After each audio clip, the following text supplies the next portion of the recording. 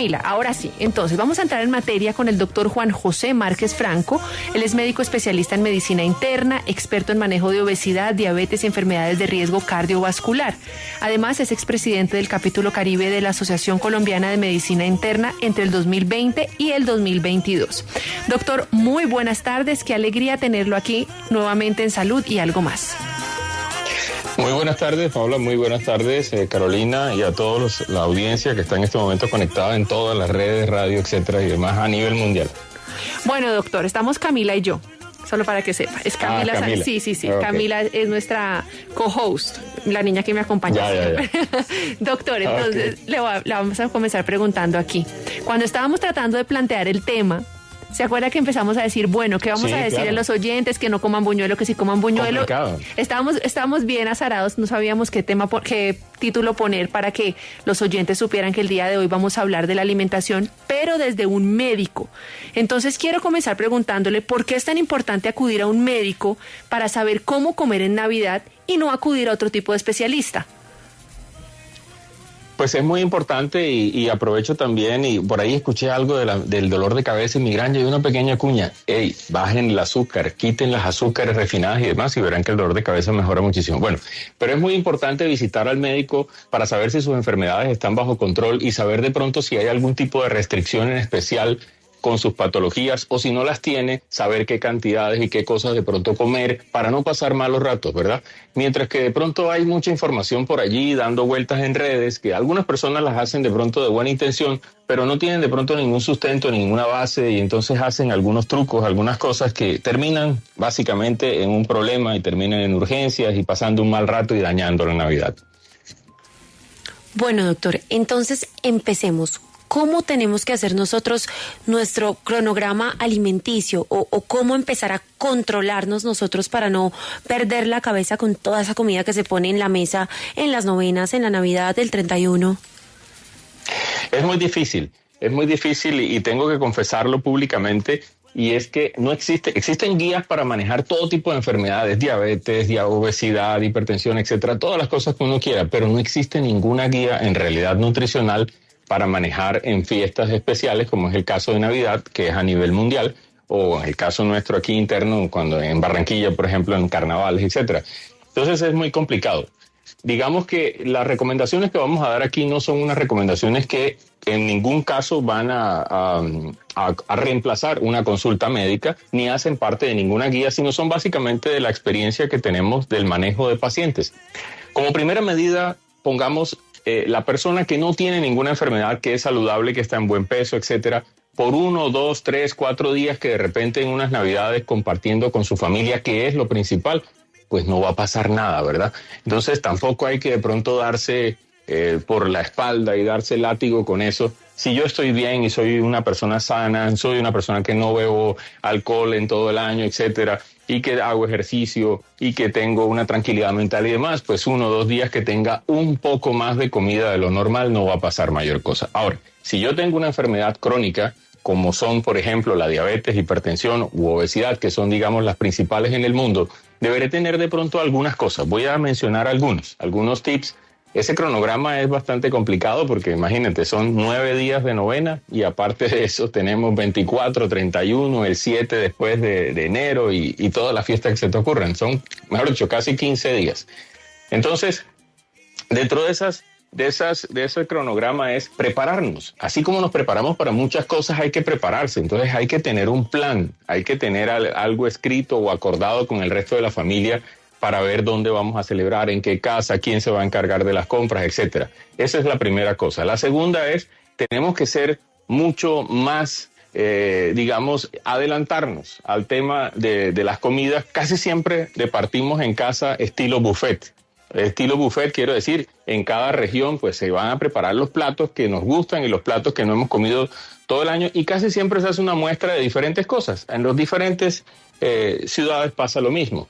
Y esas cosas por lo regular son cosas llenas de carbohidratos. Entonces tenemos el buñuelo, el tamal, tenemos el arroces de diferentes variedades, la lechona que termina siendo también un arroz, básicamente. Entonces hay que tomar porciones muy pequeñas de todas estas cosas y empezar de pronto, si tenemos algo de vegetales o ensaladas, empezar por allí.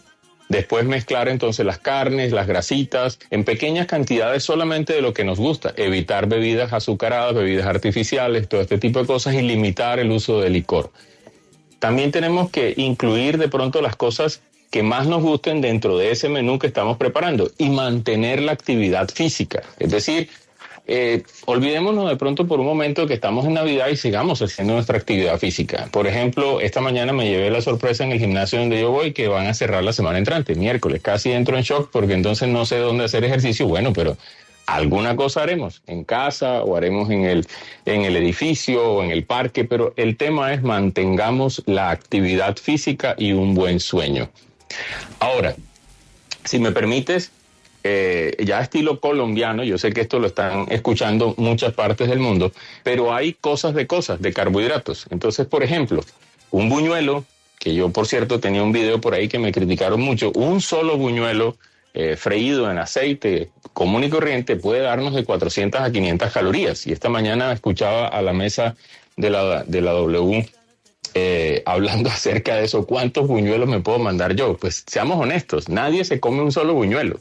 Entonces hagamos buñuelos más pequeños y sepamos que ese tipo de cosas, si las mezclamos de pronto con un queso, con una mantequilla, tal vez van a tener una absorción un poco más lenta, o con quesos de diferentes clases, tablas de queso. Los embutidos, pues si no los comimos todo el año, de pronto aquí buscar carnes curadas de buena calidad. Si usted va a preparar de pronto un pavo, una lechona, tratar de utilizar más cantidad de pronto de verduras y ese tipo de cosas. Ahora, se prefiere, por ejemplo, y estamos en Colombia, un tamal en las diferentes variedades. Me refiero a que el tamal, pastel, hallaca o como se le llame, en diferentes partes de Colombia, siempre va a tener menos calorías que un buñuelo, por ejemplo. No estoy diciendo con esto que no se puedan comer un buñuelo o que no se puedan comer una natilla, pero un tamal, digamos, pequeño o mediano, puede tener más o menos la mitad de cantidad de calorías que contienen un solo buñuelo. Y son comidas que te dan más saciedad. ¿Me explico? Sí, nos explica muy bien. Doctor, tenemos a Patricia en la línea, que yo estoy segura que ella le va a hacer alguna pregunta. Así que, Patricia, muy buenas tardes. Cuéntenos. Gracias, muy buenas tardes. La pregunta para el doctor es que en menos de un mes ya he subido 3 kilos y entonces me tiene asombrada. Sí he estado como en reuniones navideñas y sí he tenido mucho dulce, muchas cositas que reparten en esta época. Entonces, me aterra que 3 kilos en menos de un mes, ¿por qué? Por la cantidad de comidas de pronto que se puedan comer. Muchísimas gracias de verdad por la pregunta, porque eso me hace recordar una cosa, y es que siempre nosotros hablamos de las recomendaciones, guías médicas, etcétera, y regañamos a todo el mundo y eso, pero no nos ponemos la mano en el corazón y no nos damos cuenta de la realidad. Y eso que nos estás dando como una pregunta, esa es la realidad nuestra. Miren, más o menos entre los meses de enero y febrero, yo que manejo programas de diabetes, hipertensión, obesidad, riesgo cardiovascular, casi todos los pacientes, es más o menos un 40-60% de pacientes llegan con hemoglobinas glicosiladas, azúcares altos, y en el tema de peso se sorprenderían. La gente cree que es mentira, pero se pueden subir de 3 hasta 5 kilos si comemos mal. Pero si vamos entrenándonos mejor, vamos a tener un menor incremento de peso. ¿Por qué se da esto? Porque las novenas siempre las hacemos después de 6 de la tarde. Casi siempre las dejamos para el final de la tarde, final de la noche. Entonces, si yo voy a hacer la novena y sabemos que en casa o en la oficina o en donde sea vamos a tener siempre algún tipo de comida, pues entonces en el día o en la tarde voy a correr los horarios de alimentación en Navidad. Es decir, no voy a arrancar mi desayuno muy temprano, sino un poco más tarde, tipo ayuno intermitente, se comprende, es decir, más o menos como a las 9 de la mañana, por ahí, un poco más. Y de esa manera entonces me va a dar un poco más de espacio. Ojo, no estoy diciendo, esto no es ninguna recomendación médica, por si acaso algún colega está por ahí diciendo, es que el doctor está diciendo que eso existe así. No, no existe. Estoy dando una recomendación porque esa es la realidad nuestra. Y no podemos evitar que eso pase porque estamos en familia y queremos compartir con la familia o con los amigos. Entonces, correr un poco los horarios y evitar las comidas cargadas de carbohidratos durante el día. Yo sé que los carbohidratos en la noche no son la mejor recomendación, pero si por lo menos en estos días respetamos el hecho de que en el día no voy a tener ingreso de carbohidratos y solo haré de pronto un poquito en las horas de la noche o tarde cuando voy a departir en estas reuniones, de esa manera voy a disminuir un poco, digamos, el impacto que pueda tener esto a nivel metabólico o el impacto que pueda tener en grasita y en peso. La otra cosa que también es las bebidas. Entonces tratemos de tomar aguas saborizadas, comerciales, que insisto también no es lo mejor, pero es mucho mejor esa alternativa que una gaseosa regular. Tomar aguas saborizadas pero hechas propias, es decir, agua con gas, con limón, con fresas machacadas, con arándanos, con cerezas, con diferentes moras, muchas cosas, y yo puedo hacer pequeñas bebidas que pueden servir y pueden ser atractivas, y tratar de disminuir al máximo el consumo de bebidas alcohólicas, porque el alcohol también nos da calorías y nos da calorías vacías. Doctor, pero hablemos un poco sobre ese último punto, el alcohol, porque pues, digamos, sería magnífico y maravilloso que la gente no tomara o que se tomara solo uno. De acuerdo. Pero ¿cuál es realmente el consejo, siendo un poco más realistas y diciendo, mire, exacto, priorice o mejor use este en vez de este, y si va a usar este, tómese tantos de este, de pronto como para que la gente, sabe, como que diga, sí, bueno, hagámoslo así para ver si nos funciona y nos va mejor, o qué hacer entre trago y trago? Así es, de acuerdo, y me gusta mucho que me hagas esa especie de corrección, porque siempre caemos los médicos en eso. O sea, yo como médico no puedo recomendar alcohol. Siempre me lo preguntan, no solamente en Navidad. Jamás. Un médico no puede recomendar alcohol, y mucho menos si está manejando pacientes de alto riesgo. Pero no podemos evitar la realidad. Y la realidad es que en una de estas reuniones siempre va a haber algún tipo de bebida alcohólica. Entonces, si yo soy diabético y estoy utilizando insulina, allí sí hay que decir la realidad, y la realidad es no lo utilice, porque el alcohol mezclado con pacientes que tienen insulina, eso normalmente trae consecuencias muy malas. Ahora, si yo soy diabético o si estoy en obesidad o algo y quiero departir, entonces tratar de preferir de pronto bebidas que aporten poca cantidad de alcohol, como es el caso, por ejemplo, de los vinos blancos, es preferible. Los vinos rojos de pronto contienen mayor cantidad de fermentos incompletos o mayor cantidad de azúcares. Las champañas son un poco blancas, pero también contienen grandes cantidades de azúcares. Y también se pueden tomar de pronto algunos tragos, digamos, de alto destilamiento. Tienen un poco más de alcohol, pero tienen menos tóxicos. Estamos hablando del whisky y, nuevamente aclaro, esto no es una recomendación de que deben tomar esto, ¿no? En lo posible, como lo decías, y en el mundo ideal, en el mundo rosa que a veces vivimos nosotros los médicos de riesgo cardiovascular, pues no deberíamos tomar alcohol. Pero si lo va a hacer, entonces tiene que ser porciones o cantidades muy pequeñas. Mézclelo con hielo, por ejemplo, y utilice bebidas que sean de alto destilamiento para evitar toxicidad en el hígado, o bebidas tipo vinos blancos. De pronto es preferible eso a una cerveza. Entonces ustedes dirán, algunos por ahí seguramente dirán, bueno, pero una cerveza tiene menos alcohol que un vino y que un vodka y que cualquier otra cosa. Sí, pero tiene grandes cantidades de residuos de cebada y demás que de una u otra manera van a impactar metabólicamente. Entonces es mejor bebidas más puras. ¿Me explico? Se explica perfectamente, doctor. Yo quiero meter la cucharada a la pregunta que hizo Cami porque me pareció clave. Okay. A mí una vez me dijeron, y acá usted, que es el médico, me va a explicar. ¿Es verdad que, por ejemplo, le dicen a uno, si se va a tomar el trago no se coma el buñuelo, o si se va a comer el trago no se coma el carbohidrato del día? ¿Sí puede llegar uno a compensar eso con lo otro o nada que ver? Sí, es totalmente cierto. Es decir, eso es mito realidad. Entonces sí, el mito es verdad. Si yo de pronto no estoy comiendo carbohidratos y tomo el alcohol, entonces, si voy a tomar una bebida alcohólica y no me como los buñuelos o la natilla o lo que sea, eso de alguna manera compensa en calorías vacías. Pero hablando de calorías, lo que pasa es que el tema no es tan sencillo como eso, pero digamos de manera práctica sí. Y se me escapaba que dentro de tu pregunta anteriormente había otra cosa interesante, y es, siempre que yo voy a tomar o va a haber un brindis con algún tipo de alcohol, debe haber consumo de alimentos que tengan grasitas naturales preferiblemente, es decir, no estamos hablando de margarina, eso, sino pues qué más que la clásica lechona, por ejemplo, o que el tamal, que hecho de manera natural siempre tiene grasita, y comerlo progresivamente. Al mezclarse con esto hace que el alcohol se absorba de una manera más lenta, y de esa forma vamos a hacer que nuestro organismo, el hígado, que tanto le están dando palo en estos días, entonces haga una digestión más suave, por así decirlo. Y de esta manera entonces vamos a tener una mejor noche y no vamos a pasar un sofoco en las horas de la madrugada con algún tipo de hipoglucemia o alguna otra cosa. No, doctor, usted hablando de lechona y de tamal ya me entró fue un hambre a mí. Nosotros tenemos la fiesta navideña hoy, doctor, se nos tiró la fiesta navideña.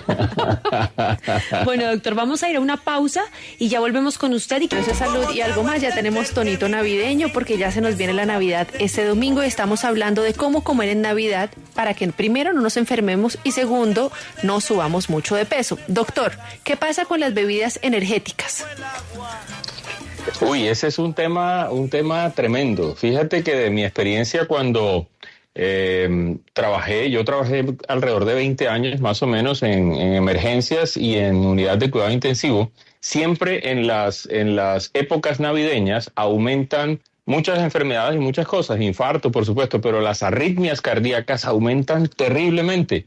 Y aumentan terriblemente por el exceso de alcohol, ya que el alcohol en demasía es arritmogénico, es decir, es una sustancia que aumenta la frecuencia cardíaca y dispara arritmias en personas que ya tienen corazones enfermos. Y las bebidas energéticas de igual manera.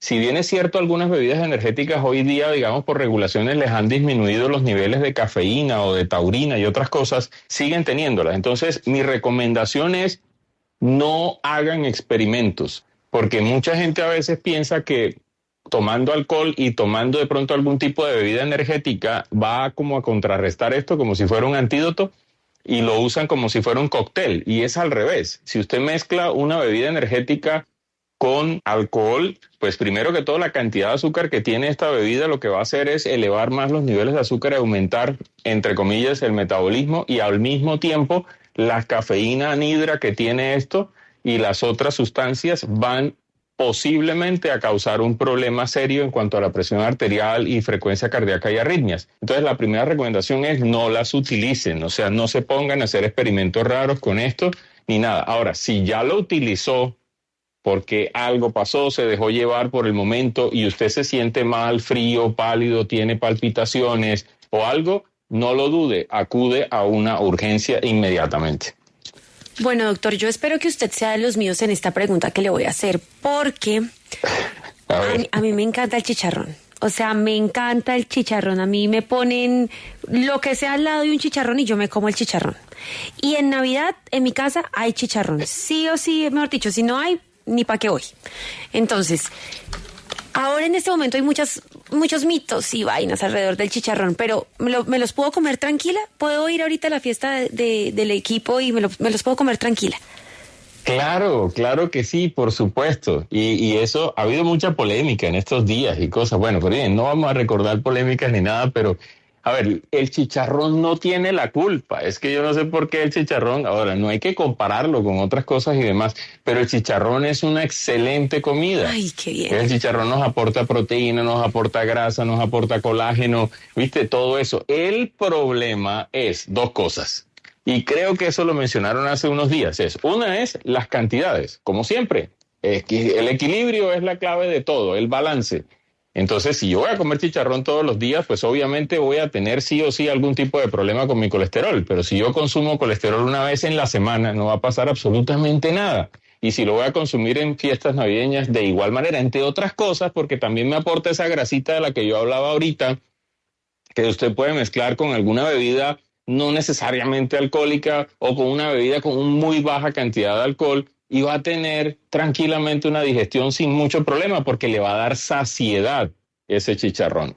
El otro lío que tiene el chicharrón que mencionaba es cómo lo preparamos. Entonces, si vamos a preparar un chicharrón, hágalo a la receta antigua, es decir, en su propia grasa.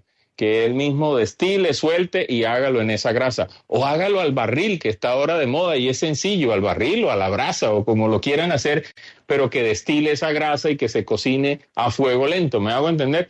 Con la carne y todo esto, y de esa manera. Lo que sí trate de no hacer es ese chicharrón que meten en esa olla de un montón de aceite que tiene siglos y siglos allí, esos aceites requemados y demás, eso sí no es muy bueno que digamos. Pero si lo hacemos a la manera tradicional, pero por supuesto es una muy buena elección y entre otras cosas no tan costosas. No tenemos, o sea, vamos a decirlo con toda honestidad, uno no tiene por qué celebrar con el pavo súper relleno y no sé qué cosa. Celebremos con lo que tenemos nosotros en familia, que es lo más importante.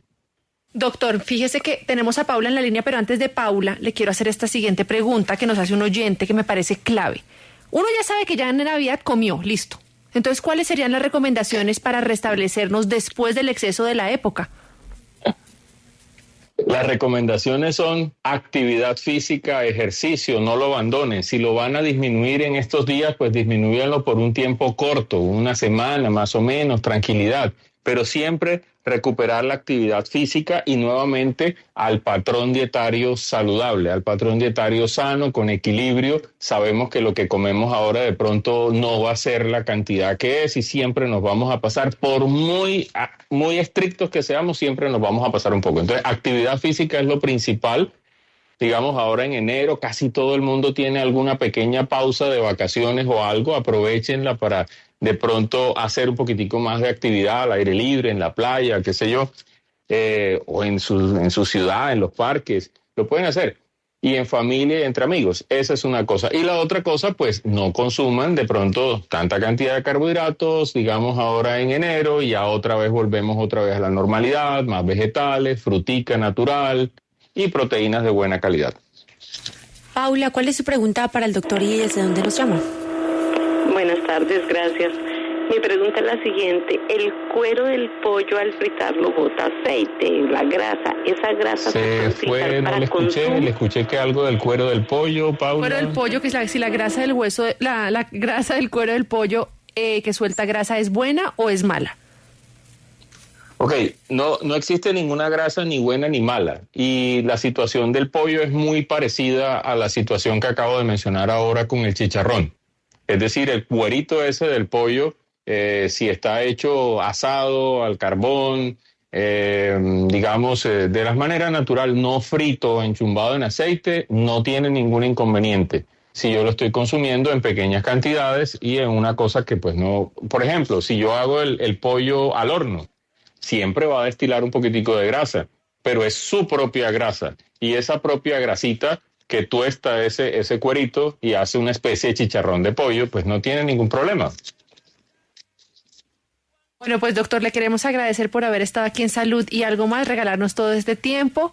Y ahora sí, doctor, pues cuéntenos cuáles son sus redes sociales. Muchísimas gracias por la oportunidad nuevamente. Mis redes sociales me encuentran tanto en Instagram, Facebook o TikTok como @ Dr. Márquez Internista. Allí vamos subiendo consejitos y algunos tips, algunas cosas de algunos estudios clínicos y recomendaciones, sobre todo en el tema de diabetes, obesidad y alimentación, hábitos de vida saludable. Recuerden que se puede celebrar de manera sana, se puede celebrar en algunas ocasiones sin bebidas alcohólicas o con muy poca cantidad de alcohol. Y disfruten en familia, que eso es lo principal.